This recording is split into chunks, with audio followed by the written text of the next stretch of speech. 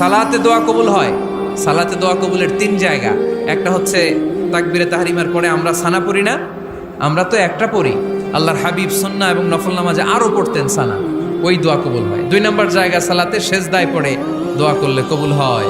আকরাবু মা ইয়াকুনুল আবদু মির রাব্বিহি ওয়া হুয়া সাজিদ ফাকফিরু ফীহি দুআ। বান্দা যখন সেজদায় লুটিয়ে পড়ে, বান্দা আল্লাহর সবচেয়ে কাছে চলে যায়। তা কিন্তু বিশ্বনবী বলে, সেজদাটা তোমার রবের কুদরতি পায়ের উপরে পড়েছে। সেজদায় পড়ে দোয়া করেন। সালাম ফিরানোর আগে বিশ্বনবী দোয়া করতেন, লা ইউসাল্লিমান্না আহাদুকুম হাত্তা ইয়াতাআওয়াযা মিন আরবা'a।